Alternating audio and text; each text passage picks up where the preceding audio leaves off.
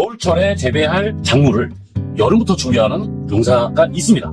그게 뭐냐? 바로 딸기. 너무 이런 폭염기에 겨울에 재배할 딸기를 재배를 하려고 하니 너무너무나 어려워요. 그렇지만 이 현장은 그 날씨를 극복하고 시설을 잘 갖춰놔서 그거를 이겨내고 있는 그런 사례를 한번 설명을 드리려고 해요.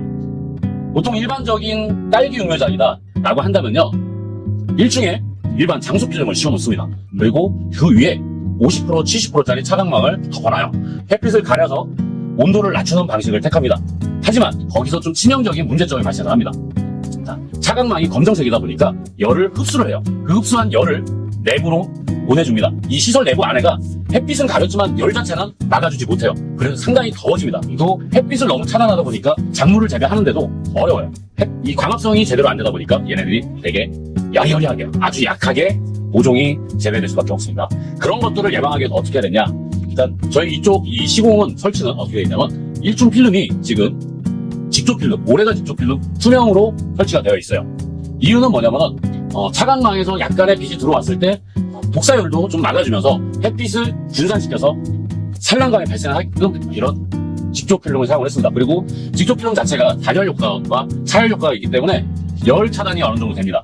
내부로 열이 들어오는 걸 어느 정도 일부 막아줄 수 있어요. 그래서 내부를 좀 더 시원하게, 시설물을 시원하게 사용할 수 있다. 그러다 보니까 이렇게 조금 더 환경이 좋을 수 있고요. 그 다음에 두 번째, 외부에 또 별도로 차광망이 되어 있습니다. 지금 보시면 차광망이 되어 있는데 다른 곳과는 좀 다르게 설치가 되어 있어요. 차광망을 필름에 바싹 붙이지 않고요, 파이프를 설치를 해서 외부에 차광망이 별도로 설치가 되어 있는 겁니다. 필름에 붙어있지 않습니다. 약 30cm 정도 떨어져 있어요, 차광망이. 그러다 보니까 차광망이 뜨거워졌지만 필름과 30cm의 간격이 있다 보니 그 열이 바로 이 내부에 들어오지 않아요. 어느 정도 직조 필름이 단열 효과와 함께 떨어져 있다 보니까 바람이 불어서 바람이 통하면서 그 열기가 직접적인 전달이 안 됩니다, 내부 시설로. 그래서 확실히 다른 시설물보다는 훨씬 더 시원하게 관리를 하다 보니까 지금 딸기 모종들이 이 폭염 속에 한낮의 기온이 36도가 넘어가는 지금의 폭염주의보가 아닌 엄청나게 심해진 상황에서도 지금 이렇게 딸기 모종들이 잘 자라고 있습니다. 한겨울에 생육이 잘 되는 작물을 한여름에 키우려면 진짜 엄청 어렵습니다. 이렇게 시설, 환경을 개선을 해서 재배를 잘 할 수 있다. 최소의 비용으로 최대 효과를 보는 방법이라고 저는 생각을 합니다. 그래서 그 중에 첫 번째는 이제 직조 필름을 이용을 해서 열을 차단을 한번 해주고, 그 다음에 차광망이 햇빛을 어느 정도 일정 시간 가려주면서 열기는 직접 전달이 안 되게끔 시설물을 만들어주고, 그 다음에 세 번째 또 중요한 부분이 있습니다. 외부에 차광망을 열고 닫을 수 있게끔 해주세요. 외부에.